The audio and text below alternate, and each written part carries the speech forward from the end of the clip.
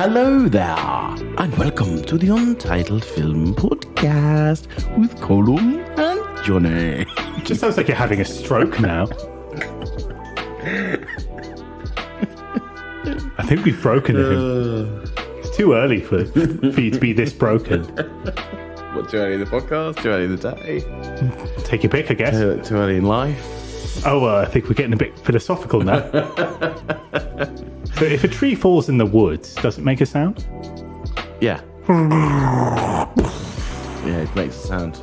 Definitely. Yes, it does. Anyway. I'm Johnny. And I'm Callum. And welcome. Welcome indeed. Yeah. A+ intro, I think. I think this is going well. Top tier. Top tier, yeah. One of our best, I think. If you want to see more A+ content from us, that's not just this podcast, where would you go? Go to Untitled Film Podcast on both Facebook and on Instagram, and we also got YouTube. Currently, we don't have Threads because we're not a fan of Mark Zuckerberg. Actually, Threads is already apparently losing readers. Bleeding. So I feel the fact we haven't got Twitter, we're not getting Threads, are we? Yeah, I mean, if we weren't going to get Threads, or if we weren't going to get Twitter, we weren't going to go for Threads either. And it's there where we ask tip-top questions, and please answer them because we want more than just the bots going promoted on Reality Records. And we asked a top-tier question today, or this week, and that was, what is your favourite stunt that is crucially not performed by or featuring in a film with Tom Cruise? Just to use my choice and give Johnny a little bit of time to think, I was rewatching the chariot race from Ben-Hur, and while it seems quite quaint today, you got to remember that all of this was done in camera. So those horses and those flailing woods and those prop chariots were really mashing together. And when you look at it back, it looks fucking mental. Just to know that the stuntmen are this close to being trampled, it really is quite mad. But what about you? Do you have I just think all of Mad Max Fury Road. It's a good choice. There's some fucking amazing stunts in that, and people hanging off of things, and flying and spinning around. And one of my favourite shots is in the trailer when he's on one of the poles that goes back and forth. Yeah, that's and he turns around just to observe the carnage as it's going on. Yeah. No, it's. I really hope that they make the second. Yes, the prequel one thing. Yeah. Yes, with Anya Taylor-Joy. They keep saying they're making it, and then it never seems to get made. I wouldn't be surprised if it's went off into development hell and sort of never re-emerged. I think this was the reason it might have been COVID, and I feel like it is going to come back. I mean, if Tron can come back, yeah, from somewhere. But you be careful what you wish for, otherwise Jared Leto will show up like a cursed genie, or the director will go and make a prequel to a movie that doesn't need a prequel, like Wonka. Well, quite, yeah. Or maybe even Mad Max. The trailer might come up and we might go, "What the hell is this?" But we'll give it its chance. It hasn't had a trailer out, hasn't come out yet, hasn't even filmed yet, so it could be absolutely amazing. I'm judging it hard. Anyway, on from that. Some things have happened in the world this week, and we every week like to pick a couple of them to talk about. What is your first one you've picked to talk about this week? Both of my news pieces are animation related because we're reviewing animated films today. And I see a cheeky grin from Johnny. I'm slightly concerned. Possible we've trampled an animated film, but we'll see. So firstly, this is more niche. Is that the first teaser trailer for The Peasants has come out from the Oscar-nominated filmmaking duo that did Loving Vincent. Do you remember Loving Vincent? Faintly, yeah. There's a film about Vincent van Gogh, and it was rotoscoped, and it was done in oil painting style. And this is done in the same style. It's oil painted, and it's based on a book. Apparently, it's The Peasants is based on the Nobel Prize-winning novel by Vladislav Raymond. I haven't heard of it, but it's very prestigious. And the filmmakers' names are D.K. Welchman and Hugh Welchman. And I watched the trailer. It's a Polish film. They're a Polish pair. And it looks like very prestigious, and it looks very beautiful as well. That oil painting style really does look quite cool in motion. Nice. Interesting. Let's see if you've pinched mine. I also thought I would do one of my pieces of news this week as animation. And there has been a trailer for The Monkey King. Oh, good. Has come out. It's not your piece, is Yeah, it? no, it's not. So The Monkey King is based on Chinese folklore. From those that were watching TV late at night in the 70s, 80s, 90s, might have remembered a show called Monkey Magic, which was like a Chinese martial arts show. Vaguely. It was kind of in the dead of night in the UK.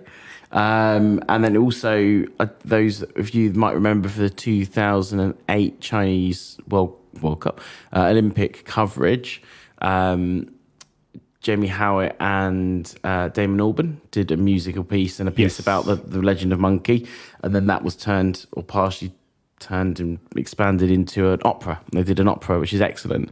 So anyway, this has been told many times through different lenses, obviously predominantly Chinese lenses, and it's got a lot of Asian American / Chinese American actors in it. Jimmy O Yang leads as Monkey, who I always really like, but it's got likes of BD Wong, and Bowen Yang, and just a huge amount of people really. It's definitely Hugh. Is it Hugh Shui? From Everything Everywhere at Once. Yeah. I think it's Hugh, yes, I think. But anyway, yes, massive cast. So that looks very exciting. It's coming to Netflix in August. An animation they haven't cancelled. And hopefully audiences will forgive us for potentially butchering any either Polish or Chinese names. We may have mispronounced a few, but, we try our best. So my next piece of news is about Hayao Miyazaki and reportedly his final film. We talked about it briefly. He's only had three final films, but it's just been released in Japan to box office breaking numbers. It's topped the studio's second last biggest opening weekend, which was Howl's Moving Castle. I can't remember what it was in yen, but it was about $14 million in US numbers. And critics are falling over themselves to say it's lovely. It's called The Boy and the Heron. And what's interesting is that they didn't release a trailer, because you would have thought that if a trailer was released, even in Japanese, we would have seen it. But they wanted to do it old school. So they released a title, a poster about a month ago, and then literally nothing else. And basically said, show up. Rogue. Yeah, but it worked. It's got their biggest hit. The reviews maybe aren't the best ever. Some people are saying that the story is like, Hayao Miyazaki has trodden this ground before. I haven't read anything with spoilers, so I'm not really sure what it's about yet, but I imagine there's a flying sequence. I imagine there's some very picturesque scenes of Japanese woodlands and the wilderness. It's probably about environmental themes, I'm guessing. But people are saying it might not be his absolute best, but it's if this is the one he goes out on, it's not a bad one to do so. So looking forward to that. Excellent. Yeah. Good news. My second piece of news is another trailer this week has come out for The Creator. Have you seen this? I have not. John David Washington, Garth Edwards movie. Garth Edwards of Rogue One fame. Oh, cool. And the trailer looks excellent. The start is a little bit, how should I say, Terminator ripoff. Okay. So LA, AI becomes sentient and blow a nuclear bomb off in LA. But after then, it goes in very much its own direction.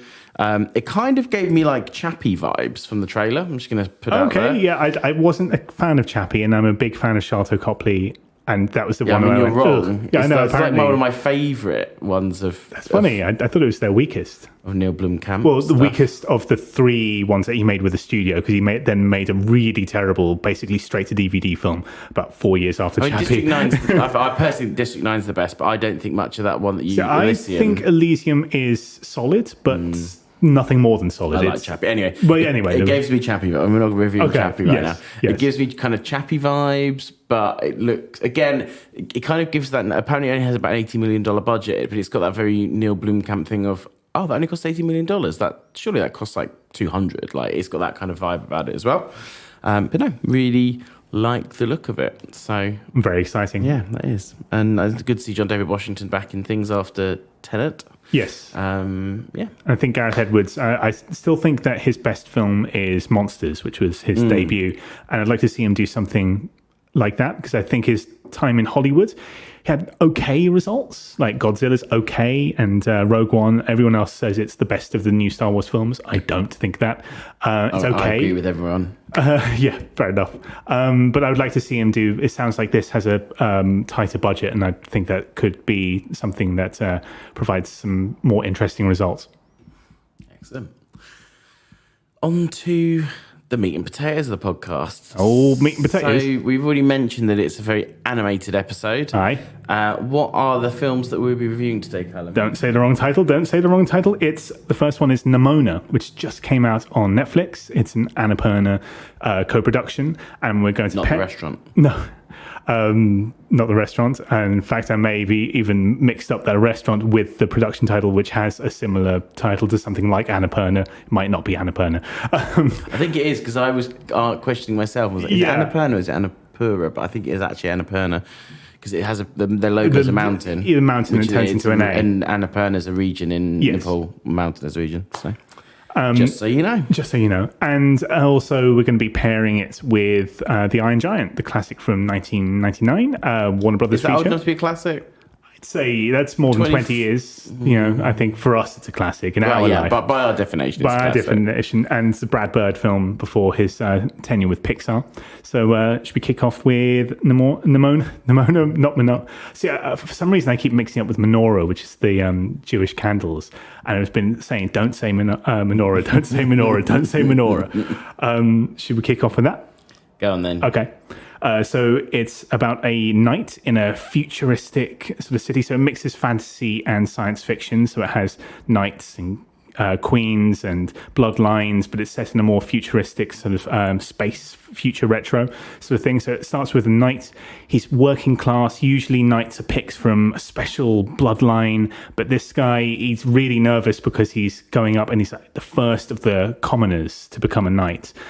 And just as he's about to complete the ceremony to become a knight, a laser comes out of his sword, killing the queen who's just about to perform the ceremony. And very quickly, he's aware that he's been set up, and he gets tossed into jail. And the person that gets him out, springs him, is this person who is the titular character of Nimona, a shapeshifter. Occasionally, they're a girl. But whenever pressed, like, can you not just be a girl? You're annoying me. They shift into kind of any sort of animal, but also a boy and also a monster. And it turns out that maybe their budding friendship as they go on this journey to free his name, it might be a little bit fraught because they might be keeping something back about their past, which actually could be pressing their possibly not heroic status, not spoiling the ending. So, Johnny, what did you think of Not Menorah, Nimona? It was all right. Never gets old. I really, really liked it, yeah. It was a film, I've seen there's been a lot of talk about it on Twitter.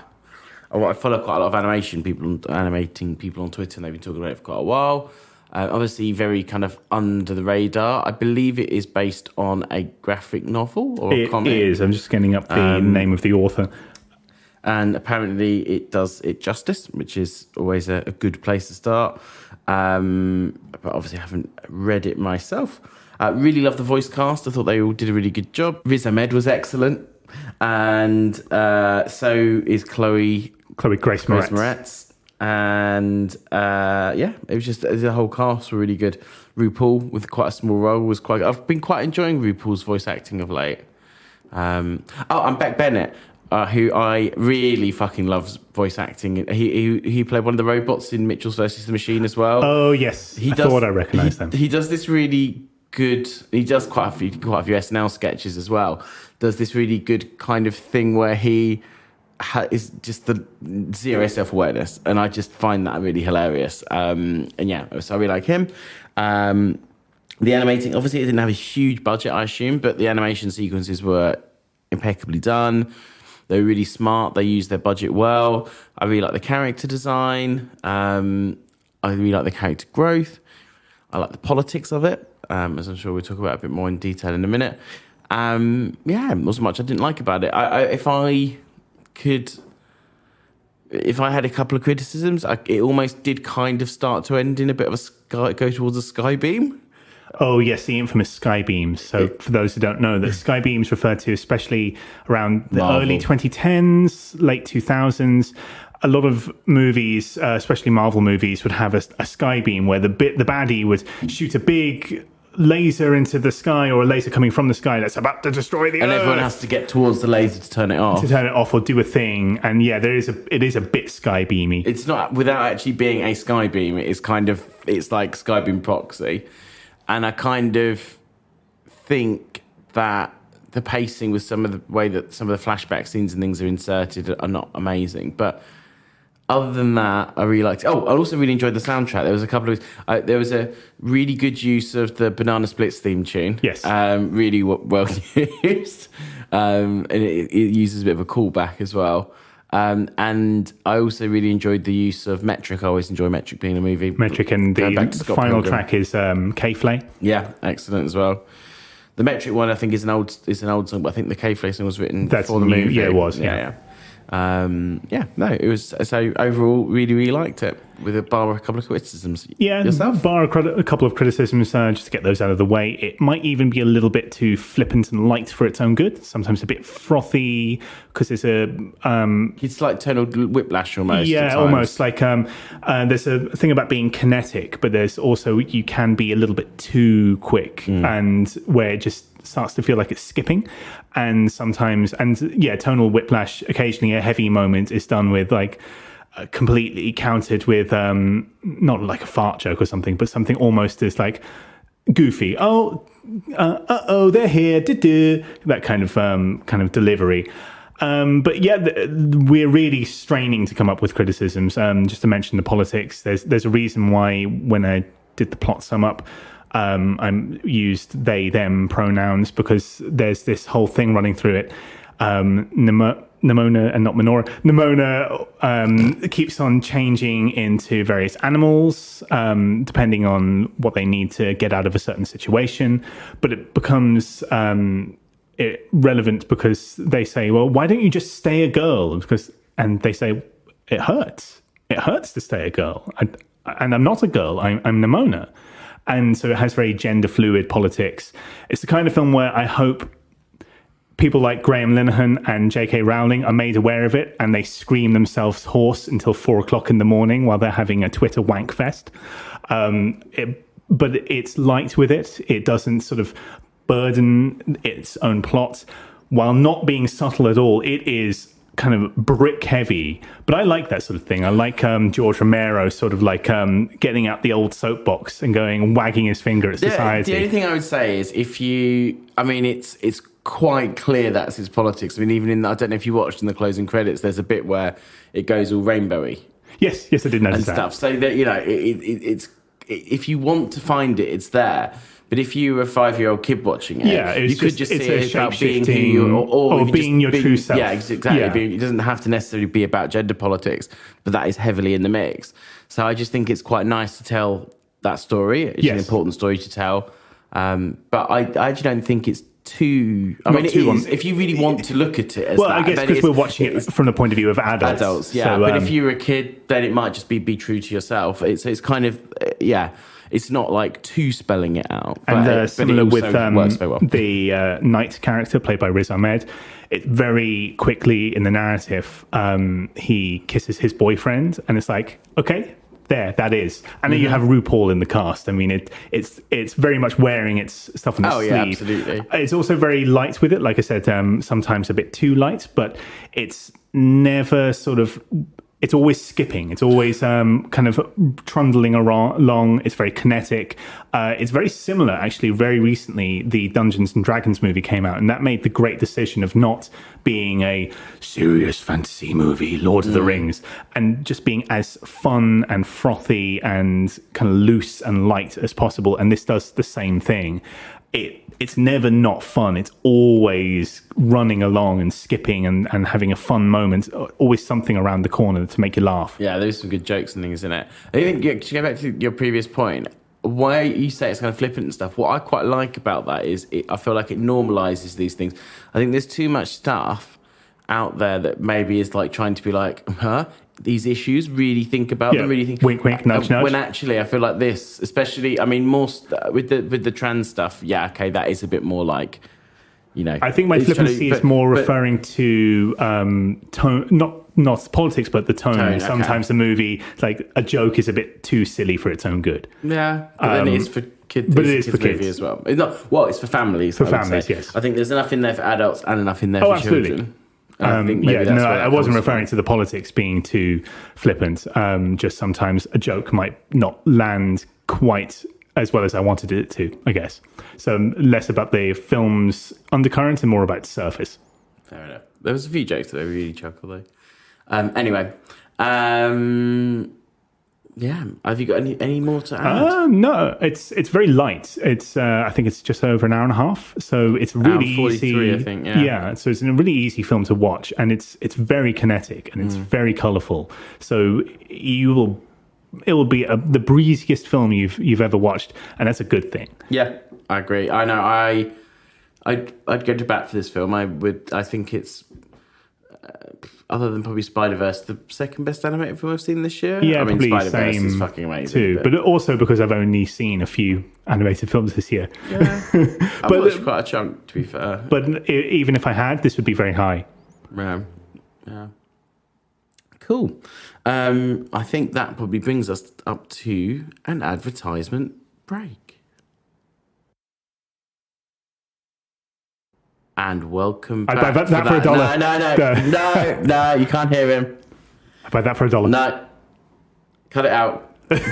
Cut it out, Rob. We'll start again. Do it over. We'll do it live. We'll do it live. Shut it down. Shut it down. Anyway, our second movie of the week, Callum, is...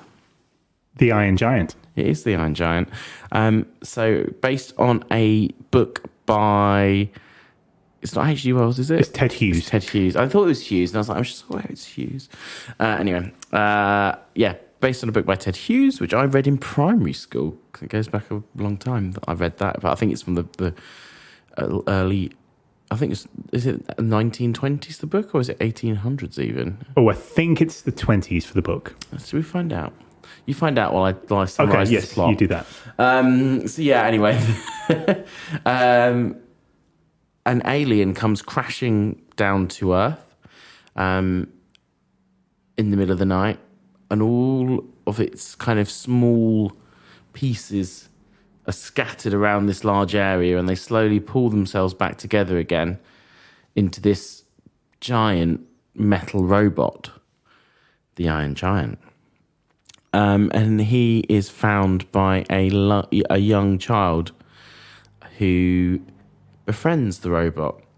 But there is something about the robot. He, at times when he's scared or worried or stressed, seems to turn into some kind of giant cannon. And plot ensues. It's we were both wrong. It's 1968. Really? It's that late? I thought it was earlier than that. Because I seem to remember the book. This is going back a long time. What I hadn't said, the plot summary is the film is set in very much in the 50s, kind of beatnik period and stuff. And it's Americana, where the book is British countryside. It's British countryside, and it's I feel like it's either late 1800s or like it's might be very set, long time ago. To be honest, I haven't pulled up the plot summary, so that might say. Yeah. So yeah, in my head it was kind of like H.G. Wells timing, but evidently I'm wrong. But no, it is.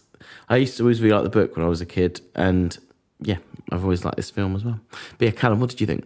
Oh, it's fantastic. I mean, there's a certain group of probably people our age where this is the key text for animated films, or at least one of them. It balances all of its tones very well. It's, as Johnny said, it's set in 1950s Americana. The opening shot of the film is of Sputnik circling the Earth just before the Iron Giant comes crashing down. So it's set in a time of paranoia.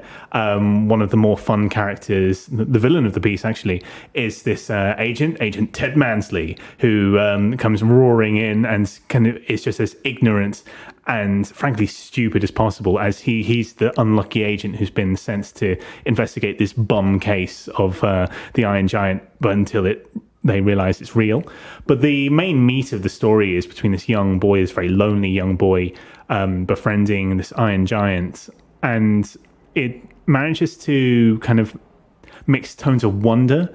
And, it's the idea of a young boy in 1950s Americana discovering a giant robot. It's kind of every young boy's dream. He's a nerdy kid. He likes watching his horror movies late at night. He's got no friends. And it's very sweet with it, but also very mournful, very soulful. It never forgets what the story is about. It's about the loss of innocence and about the idea of what does and doesn't have a soul, what creatures constitute as being intelligent. And it also contains the coolest character in all of film history, the Beatnik, voiced by Harry Connick Jr. He is just my favorite. I think one of my favorite characters in all things. But I don't want to just turn this into a review about that character. But it's humorous. But it has an undercurrent of paranoia, 1950s science fiction, Sputnik, USSR, space race kind of stuff. It's intelligence. It wears its intelligence on its sleeve, but it's also very sweet. If you're not bawling by the end of the film, you're made of stone. If you're not weeping by the end of the film. But I can't give that away, of course. Even though this is the spoiler part of the show, I'd still like people, if they haven't seen it, to see it. So, Johnny, before I start talking about Harry Connick Jr. anymore, what did you think? Yeah, it's all right. You son of a bitch. Yeah, it's a good film. No, I really like it. I think something you didn't really say is it is beautiful. Yes. It's so wonderfully stylized and it fits that period of time so well. Brad Bird obviously loves that period in time because obviously there's a huge amount of it kind of injected into The Incredibles as well, which was his big first Pixar hit, and obviously did 2 Incredibles films along with Ratatouille as his. But yeah, he obviously loves that kind of like 50s Americana, and obviously this is very kind of small town where that's a bit more big and slick and big city. But yeah, it kind of oozes from everything. All the character design's great. The character design of the Iron Giant's great. The fact that they got Vin Diesel in just to go, I am Iron Man, or whatever he does. I mean, this was 1999 Vin Diesel. I don't think he'd even been in the Fast and Furious at this point. I think that was 2001. Or was, I don't remember what year Fast and Furious but was. He was not yet Vin Diesel as we know him. He was just a man in Hollywood who could growl. It's just funny. It's just Vin Diesel, though, isn't it? Yeah, it's toit, as the kids say. Like it's I think it's 90 minutes, pretty much bang on. And there's not a minute wasted. It's constructed incredibly well, and as with all Brad Bird films, the kind of relationships and the family dynamics and that kind of thing are incredibly well done. Obviously, as you say, the kind of central thing is the relationship between the boy and the robot, but actually there's another kind of interesting layer there peppered with your favorite character, the Beatnik, and the mother, and that, how that's all constructed and things as well. And as you say, the kind of bumbling characters and the army and that kind of Soviet panic that was in America at the time with all the like McCarthy era-esque things and stuff. So it kind of builds on all that, on what is essentially an absolutely amazing kids movie that all children... It's up there with The Lion King, to me, as one of those 90s classics that all kids should see. If they haven't seen it, then are they even a child? Are they even a child? Indeed. It is. It's just so well done. I think it was 99 it was released. Yes, I think it was. It just 99. Snuck in at the end of that period of 2000 of the the 90s. That was, obviously almost peak animation. And it was when it felt like almost like the curtain changing. Obviously, Pixar had risen and Disney was really dropping down, and this was kind of like bopped in there. And then obviously he went off to Pixar, and it kind of, it's that one. It's almost one of the last or possibly even the last great hand-drawn American kind of Very possibly. big budget animated very possibly. movie. Obviously, there's been some great anime and other great hand-drawn animation since then, but of those kind of like certainly big from America. Hollywood American, $100 million budget or whatever it had. It had quite an interesting story behind it as well. It didn't do amazingly well at the box office, and that was because Warner Brothers went, "You've got 18 months and $40 million or whatever the budget was to make this movie." And then Warner Brothers was like, "They're not going to be able to do it that quickly off of that budget, so we won't bother to sort out all the toy deals, all the things you have to do. We'll do that a bit later on. Keep going, guys. Yeah, we believe in you. You can do it in 18 months." And then all of a sudden they got a film given to them 18 months and they were like, "Fuck, we've got to market this now." Shit. And because of that, it unfortunately didn't perform massively well at the box office. But I really, really love it. The screenplay as well, as you say, it's tight. But Toit. The screenplay is very interesting because it uses callbacks very well. It keeps a very good bead on where everyone is, what they're doing. There's lines that are brought back. "You are who you choose to be," said by one character that's repeated by another character. And there's lots of, it knows how to pick and choose its moments. I often joke about writers when they write something that's incredibly tight. That they must have in their rooms like these chalkboards and corkboards with bits of red ribbons dotted around with Polaroids going, "Well, I've got to connect that thing and that thing, I've got to tie that thing up." And this is very much, I can see Brad Bird, I can see the sweat on his studio floor as he's kind of got all the red ribbons, and his wife is sort of going, "They don't have any more red ribbons down at the shop. And get me more red ribbons, woman." I just love a screenplay that kind of really has good control on where everyone is and how humorous moments can be brought back as a very sad moment or a very adventurous moment. It's very intelligent writing. It's very good screenwriting. And Brad Bird, I don't think, gets the credit because animators often don't for that kind of thing. Yeah, it's kind of weird. Almost like Brad Bird has now done some live action movies, and I feel like people didn't almost take him serious as a director to do live action movies, but as much as I love Mission Impossible 4, his live action movies, and I have a massive soft spot for Tomorrowland as well.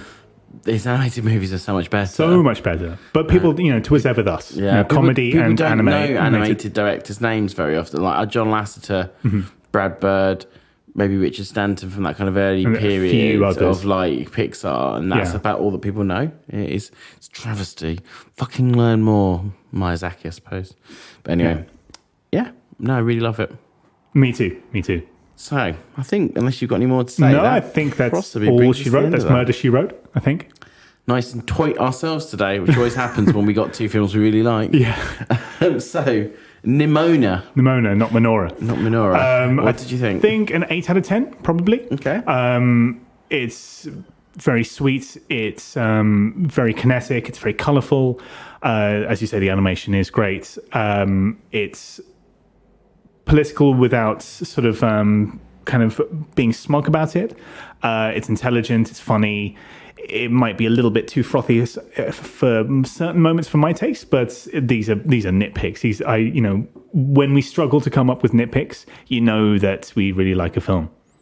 Absolutely. I probably am also going to give it an 8. I was toying between. I've changed 3 times today between a 7, an 8, and a 9. So I feel like I was closer to a 7 than an 8. Yeah, So at one point when I was watching it, I was like, I really love this. I feel like this is going to be a 9, and then I do think I don't. The third act is maybe a bit too Marvel action set piece. That's what Sky probably Beam. put me off of it. And then I thought 7. Then I kind of thought, when I thought about it, I thought, no, I did really like the characters. I think when you like a film it's tight. enough, you can forgive its sins. Yeah, so no, it's definitely worth an 8. It's worth. The other thing is, I don't think it felt that cinematic a movie either, for as good as the animation was. But no, I would say go out and watch it if you haven't seen it. I think it definitely deserves an 8. And yeah, really liked it. And I enjoy it, Callum. What are your thoughts on that? It's a 10. It's a 10. I've watched it so many times. I don't think I can say anything without repeating myself, really. But I'll try though. It's beautiful. It's tight. It's taut.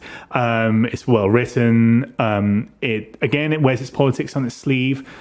in a very intelligent way. It knows how to perfectly mix and match its tones, and just to leave the audience weeping who are listening to this podcast. If you're on a bus or a train, you're going to be crying now when I say this word. Superman. I am Superman. Well, he doesn't say it like that, but I think you're mixing up the Iron Maiden song. I am Iron Man. Of which the book is called. The book is called The Iron Man, which must get a bit confusing because of the Marvel stuff. Yeah, absolutely. Well, I'm going to have to disagree, Callum. Give it really? 1 out of 10. All right, I'm leaving. You can't drive.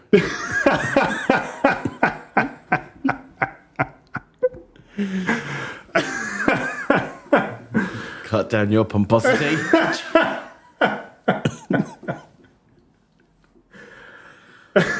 Anyway.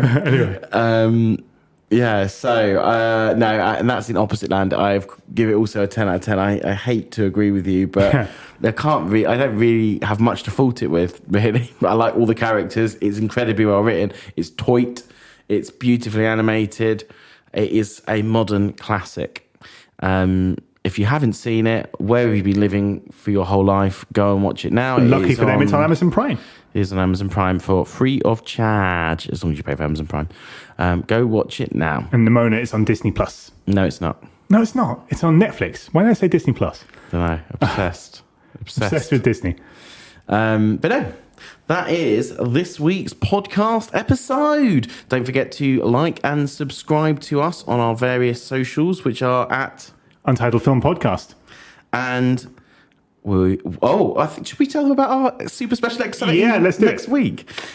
We have got a very, very, very, very, very special episode of the Untitled Film Podcast With a very, very special guest. With a special guest. Roberto, our producer, editor extraordinaire. He will be on the show next week. And it's going to be a same-day double bill of Barbie and Oppenheimer. Barbenheimer Day. So we're going to go and see that next Saturday. We're going to come and review it straight after. And I'm not sure if we decided we're going to release it early, but anyway, it's going to be a big thing. It's going to be a big event. The biggest, most important episode of the Untitled Film Podcast in our 11-month or 10-month or however long it is history. I am become death. I am become Barbie. I am become Barbie girl in a Barbie world. It's fantastic. It's being plastic. It's fantastic. You can brush my hair. And anyway, we'll see you next week. Bye. Bye.